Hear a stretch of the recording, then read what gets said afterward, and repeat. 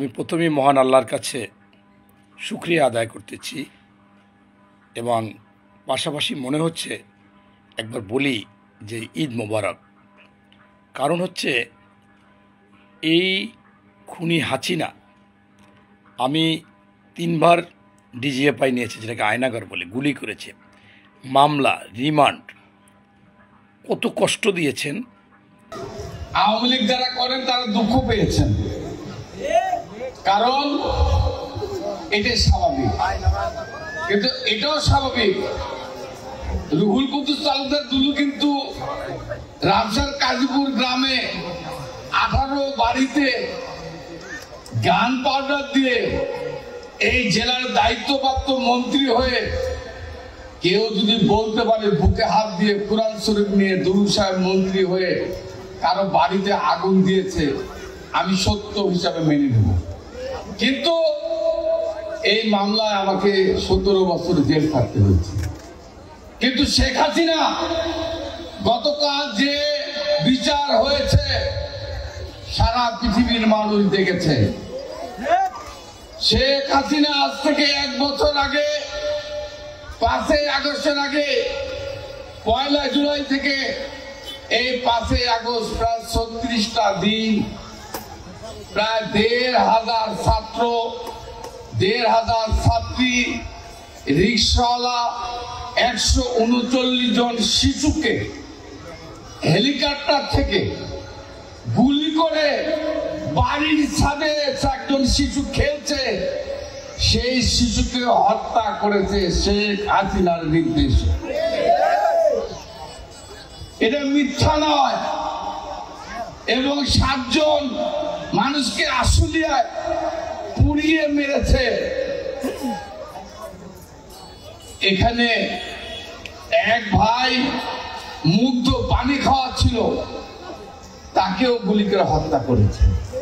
প্রিয় ভাই ও বোনেরা, শেখ হাসিনা টেলিফোনে অর্ডার দিচ্ছে লোকজনকে গুলি করো, ফায়ার করো, মেরে ফেলো। এই সমস্ত ছবি, টেলিভিশন, মোবাইলের রেকর্ড যা কোর্টে প্রমাণ হয়েছে, প্রমাণ হওয়ার পর সাক্ষী, সরকারি উকিল, শেখ হাসিনার উকিল, তর্ক বিতর্কে এটা প্রমাণিত হয়েছে যে শেখ হাসিনা এই হত্যাকাণ্ডের সঙ্গে জড়িত।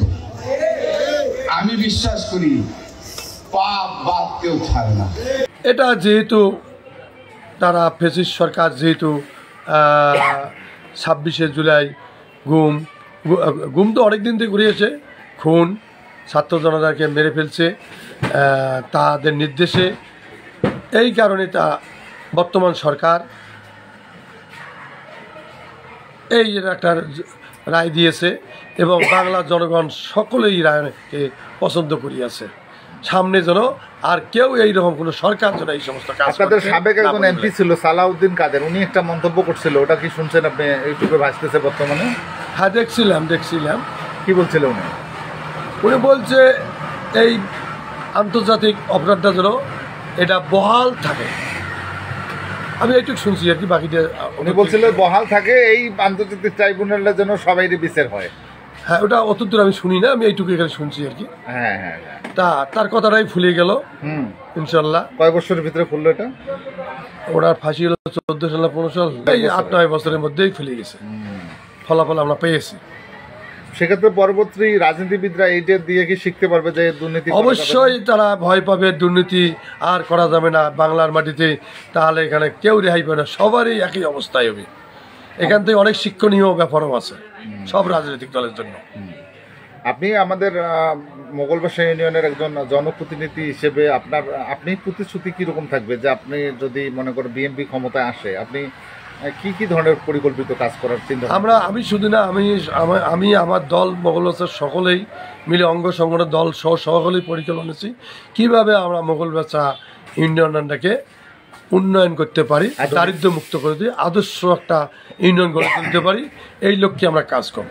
আধুনিক বা মডেল একটা ইউনিয়ন হিসেবে গড়ে তোলার জন্য একটা কাজ। মোগলবাসা ইউনিয়নের সবচেয়ে বড় সমস্যা যেটা দেখা যায় সেটা হলো রাস্তাঘাটগুলোর অবস্থা বেহাল অবস্থা। প্রতিটা রাস্তাঘাটেই একই অবস্থা। যেমন বলা যায় মোগলবাসা ইউনিয়ন থেকে, মোগলবাসা বাজার থেকে গোড়াই রাস্তাটা এত খারাপ অবস্থা, অটোওয়ালারা মনে করো তারা ভোগান্তির শেষ নাই, এই বিষয়টা নিয়ে মাথায় আপনাদের আছে? আছে, 100 ভাগ আছে।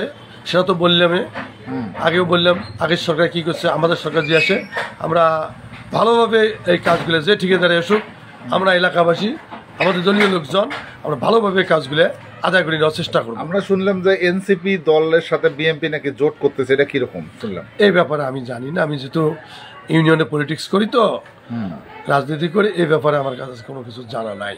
আমরা শুধু একটা জানি, আমাদের নেতা কুড়িগ্রাম জেলা বিএনপির সদস্য সচিব, জননেতা, কুড়িগ্রাম জেলা মাটি মানুষের নেতা আলাদ সোহেল হোসেন কাইকোবাদ, ধানের শীষ মার্কা মনোনীত প্রার্থী, আমরা তারই জন্য শুধু কাজ করে যাচ্ছি।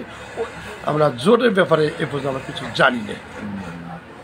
আমাদের সোহেল হোসেন কাইকোবাদ, আমাদের মাননীয় এমপি পদপ্রার্থী, উনি কয়টা থানার মধ্যে এনে দাঁড়াচ্ছে আর কি? আমাদের কুড়িগ্রাম 26-2, কুড়িগ্রাম সদর, রাজারহাট, ফুলবাড়ি, 3টে থানায় না? 3 উপজেলা মিলে আমাদের একটা সংসদীয় আসন। যে রায়ের মধ্য দিয়ে ভবিষ্যতে আর বাংলাদেশে কোনদিন ফেসিবাদ মাথা ছাড়া দিয়ে উঠবে না, আমরা তার সর্বোচ্চ রায় মৃত্যুদণ্ড কামনা করি।